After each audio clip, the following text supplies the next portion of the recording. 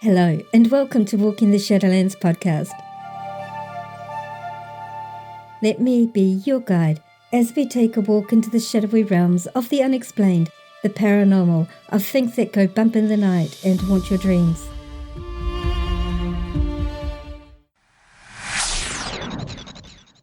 Your hosts? I'm Marianne, and I would like to welcome you to our podcast.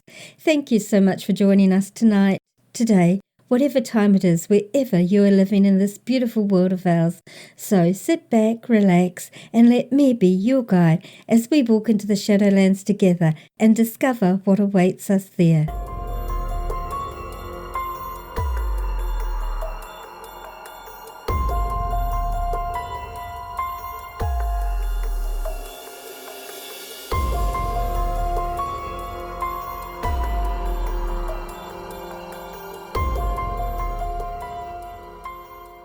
A little while ago, I received an email from a listener in the United States. His name was Rob. He initially emailed me stating that he had an experience when he was visiting New Zealand that he would like to share and get my opinion on. I was actually really thrilled to get this email because his was the first email the show had received, and it sort of made me feel that my show was legitimate in a sense. So I emailed him back, telling him I would love to hear of his experience, and I absolutely meant it, as I would love to hear of any of your experiences as well. So he shared with me a story of an experience that he had with the Patuparehe, or the New Zealand fairy folk, during a visit to the Waitomo district in the North Island of New Zealand. It is a long but very interesting experience, and he also has a photo of the spot where he felt he was being observed from that shows something anomalous. The photos are on this episode's page on the podcast website, www.walkingtheshadowlands.com. During our correspondence, I asked him if I could share his story with you all, and would he be prepared to share it in his own words, because I always prefer to get people to share their experiences in their own words first and foremost. But as with a large number of people, Rob was a tad reticent about this, but he did give me permission to share his story with you. So as this is an extra episode for the end of our first season of the Walking the Shadowlands podcast and our 20th episode, it's sort of a milestone for me, and I wanted to share his experience with you before our first season ended. Also, I've had a few people ask me some questions about myself, my background, and how I got into this area of interest. And I realised that when I started this podcast, I never really introduced myself. So this is a sort of a retro introduction for you all. It won't be long. I don't want to bore you all because this podcast isn't about me. It's about the subjects I cover in the episodes. And finally, I'll share some recent feedback received from listeners like yourself. So this episode is merely a tiny detour into the Shadowlands to hear Rob's experience. Let's begin.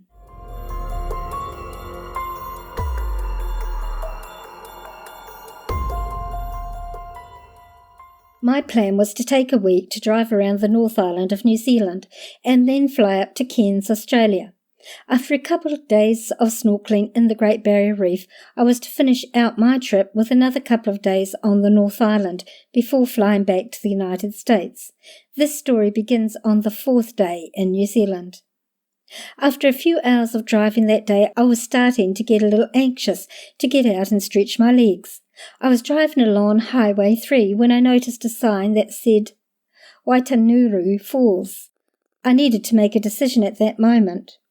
Do I continue on so that I can relax at my hotel room for the night, or do I go out of my way to see a waterfall that I will probably never get the chance to see again?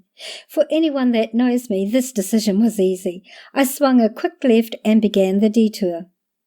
The further that I drove, the more that I noticed there was no one else around me. I made it all the way to the little pull-off without passing another car. I got out of my car and took a look at the sign next to the start of the trailhead. Waitanuru Falls, lookout point, 225 metres, 10 minutes, is all that it said. From what I could see, the entire hike was going to be through thick forest. I put on my jacket and made sure I had everything that I needed inside my backpack to take photos of the waterfall. It was around 5:30 p.m. when I finally began the trek down the steps. The combination of the tree canopy and cloud coverage made for a very dark hike. I could see a little ways ahead of me, but that was the extent of my visibility. The first few minutes went by quickly as I was going down the forest steps. As soon as I reached the halfway point, however, I got the weird feeling that something was watching me. A chill ran up my spine that lasted longer than I'd ever felt it before in my life. I looked around wildly, trying to figure out what was the cause of this feeling. I could not see anything amongst the bushes and trees. I figured that my mind was playing tricks on me, so I shook off the feeling and continued on. The pathway led down to a platform that overlooked the waterfall. Upon reaching the waterfall, the entire trip was worthwhile. The waterfall was absolutely beautiful, and I felt a lot better down there as well.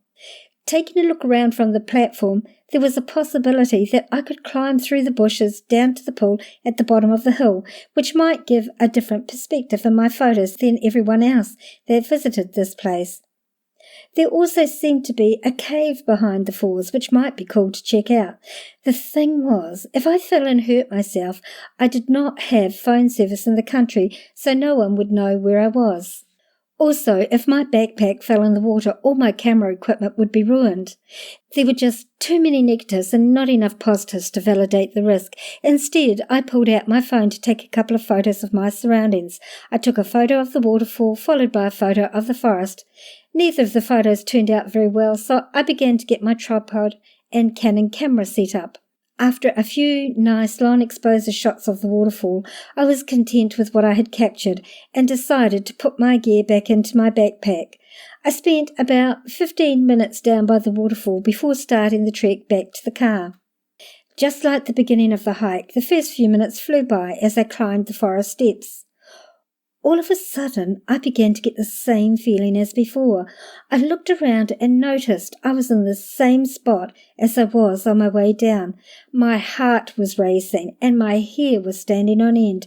To get this feeling once I could understand, but twice at the same location, there is only one explanation for it. Something was out there. I quickened my pace up the steps into the early evening. Once again, my vehicle was the only one around.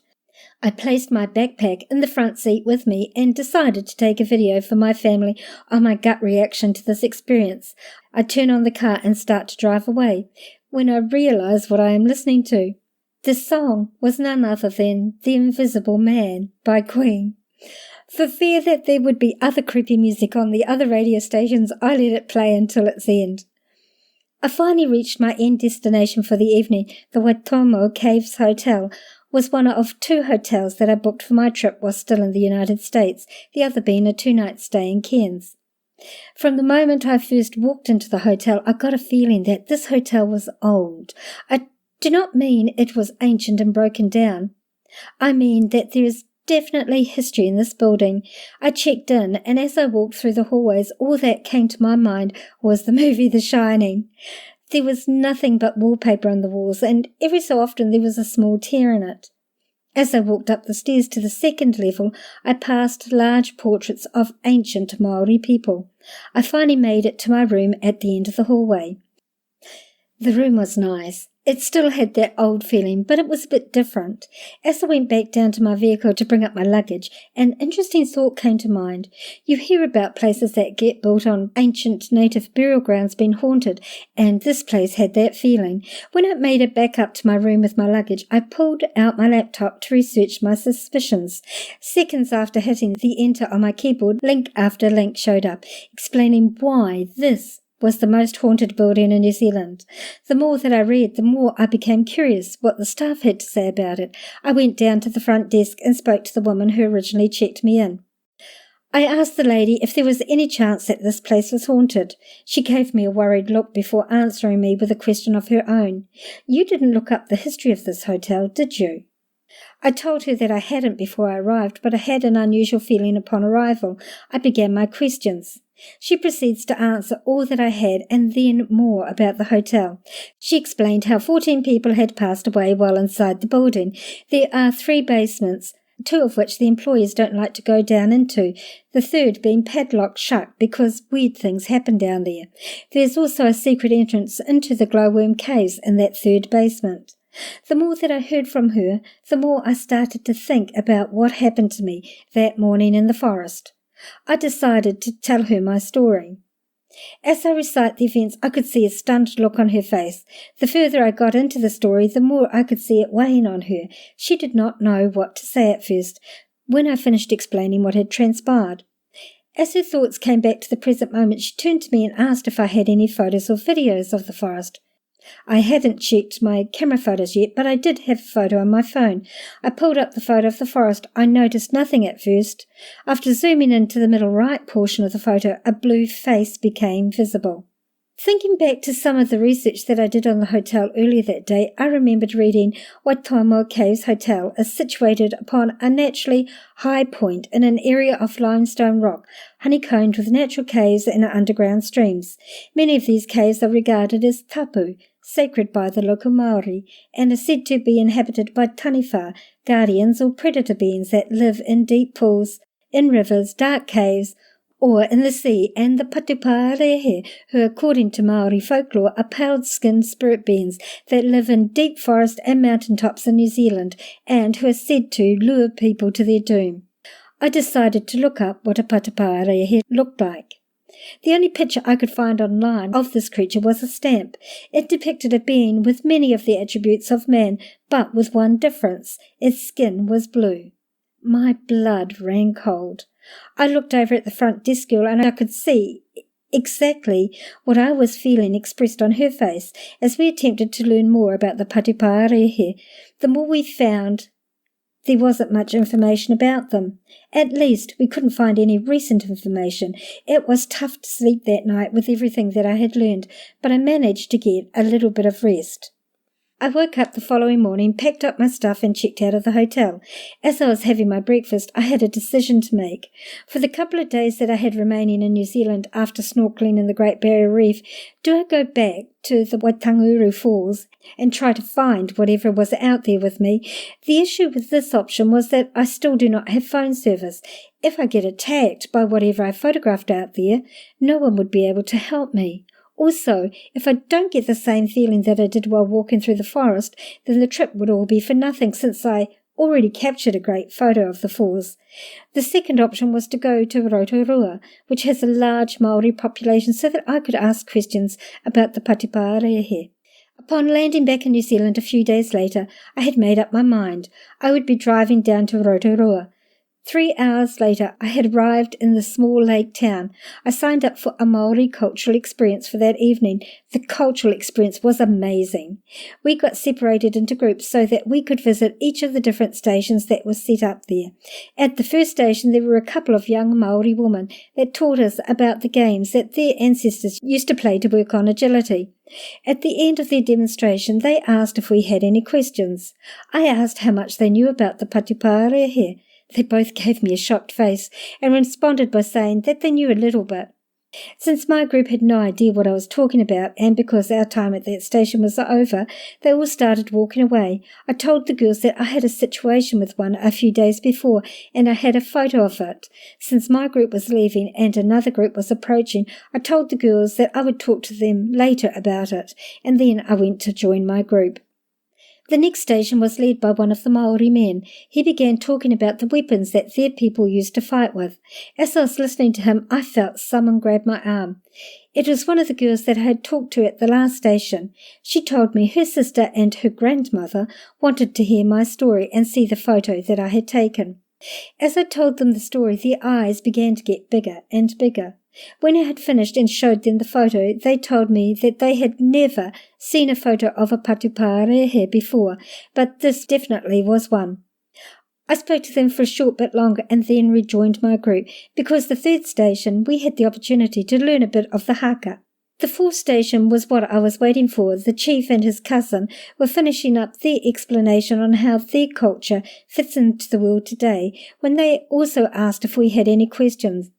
Once more, I asked how much they knew about the Patuparehe. The chief's cousin responds by saying he knew a decent amount, just like I said to the two girls. I told him that I had a situation with one and I thought that I have a photo of it. Again, my group starts to walk away. The chief stood up and said we should talk over by the side. I began my story once again. When I had finished recounting the events, he began telling me a situation that his uncle had gone through with the Patiparehe. He then called over his cousin and asked me to tell him my story. To my disbelief, when I had concluded my story, the cousin did not have a look of shock, like all that had heard the story beforehand. Instead, he only turned to me and said, "So, there is a couple of things. First, you are lucky to be alive. The Patiparehe do kill people. Second, you are lucky to have had this experience, because most Maori people will never have an experience like this in their lifetime. So I do know the area that you were in. I also know that waterfall. The waterfall drops into a healing pool. When the Maori warriors came back from war, they would bathe in that pool. All of the elders would circle around the warriors and pray for them. The cave behind that waterfall still holds the remains to some of the ancient Maori people. If you were to stay any longer or went down and disturbed any of the sacred land, the Patiparehe would have come after you. Also, the Patiparehe put off fear as a warning before attacking. This might explain the feeling you had as you were walking down and back up from the falls. I could not believe what I had heard. Even after everything that I had researched, I still had doubts on everything that I went through that day. I had come across a Patiparehe in the wild and survived.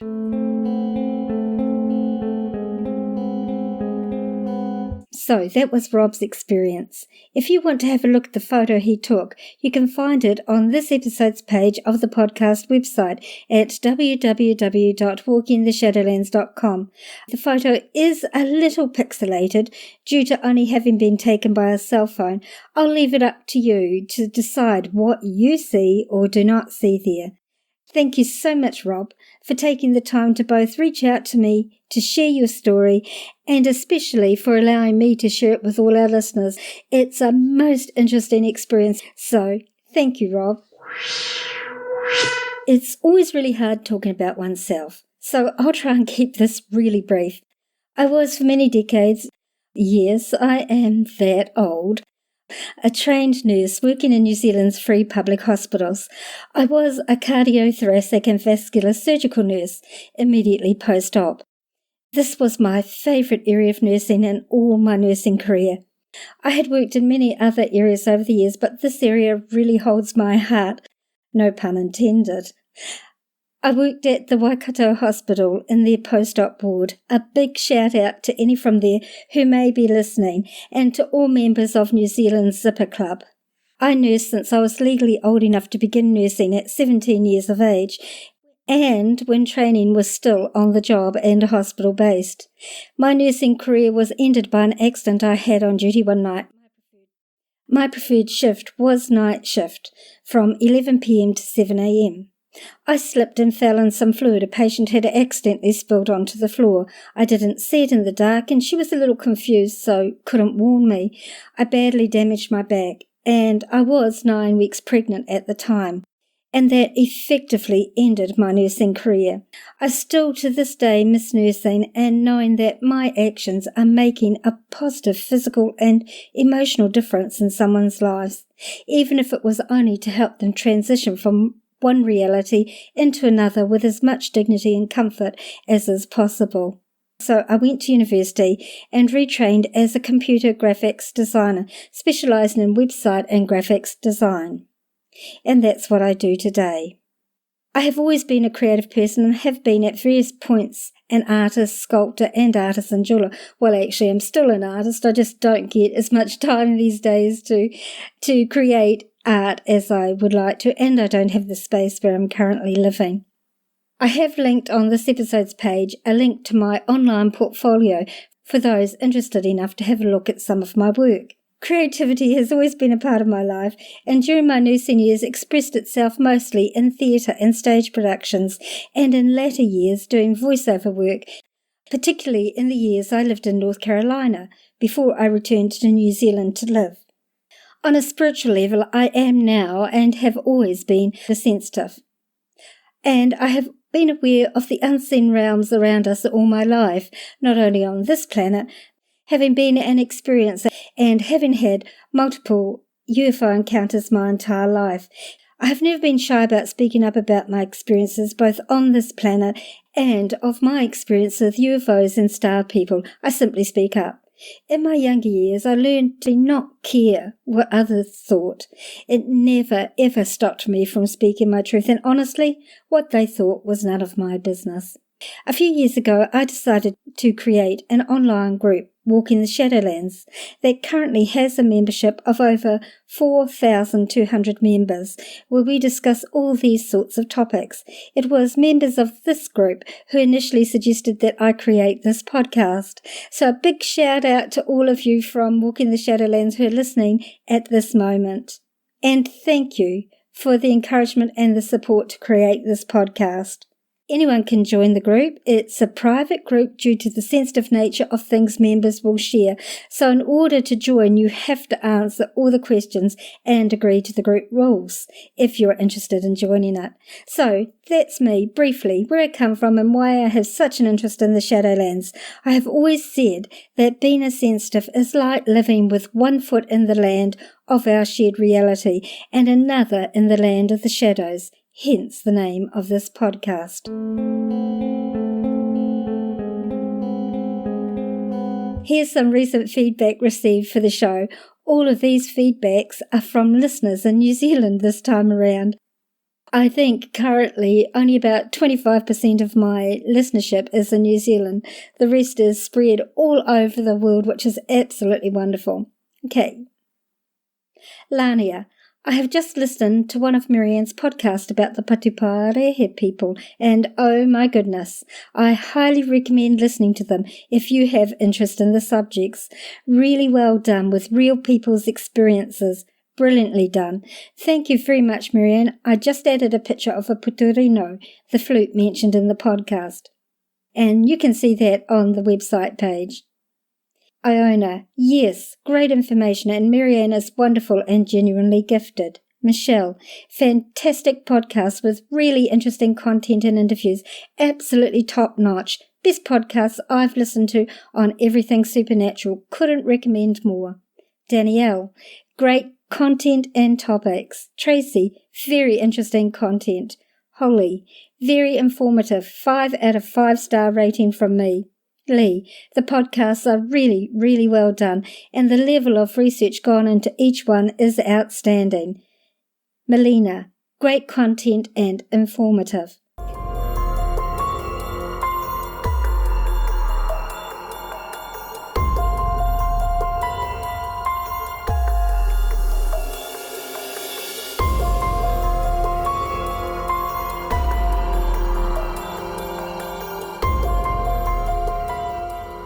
So, there we have Rob's most interesting experience and photo, a bit about myself, and recent feedback from listeners like yourself. This concludes the first season of my podcast. I'm taking 2 weeks off to be able to have a bit of a breather and to create more interesting content for you all to listen to and to enjoy. Researching my episodes is never a quick thing for me. I take anywhere from 5 to 30 hours per episode for research, even if I know the topic very well, and I try to provide as many links as possible for those wanting to research further for themselves. In Season 2, I'll be creating a few episodes on UFO and star people, with an interview that I'm still trying to tee up for you all. I will also be trying to find some great people for you all to listen to, as well as new and interesting content. With the Shadowlands, you can bet that there is no shortage of subjects we can discuss, or people's experiences that we can share. If you have any suggestions for topics that you might like me to cover in upcoming episodes, then please don't hesitate to contact me. Or if any of you have any questions or any comments that you'd like to make, or experiences that you might like to share with myself and my audience, as Rob did, then just email me at shadowlands@yahoo.com, or if you're a member of Anchor, at anchor.fm. Then you can leave me a voice message via their platform, which I could include in an upcoming episode. If you enjoyed this episode, then please leave a positive rating and a written review on Apple Podcasts, formerly iTunes, or on your chosen podcasting platform. Who knows? You may hear your review read out at the end of one of these podcasts. And of course, so you don't miss out on any episode, make sure you subscribe on your favorite podcasting platform. This podcast is available on all free podcasting platforms and soon to be available from iHeartRadio as well. If you don't have a smartphone, then you can listen to the episodes from the podcast website, www.walkingtheshadowlands.com. For those hearing impaired, there's a full written transcript of each episode on the website, so you don't miss out at all. Tell your friends, tell your family, tell your workmates about our show. Encourage them to listen and to subscribe also. The more the merrier. Please consider supporting this show on patreon.com. You can check out the link on our website. Check out our Facebook page, Walking the Shadowlands, our Instagram feed of the same name, and our Twitter feed at Shadowlands10. Like and follow for hints on our upcoming episodes.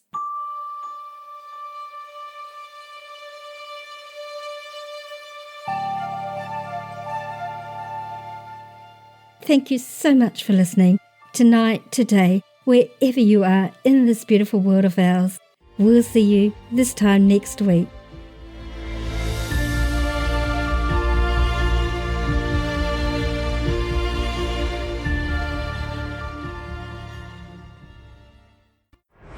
Thanks for listening.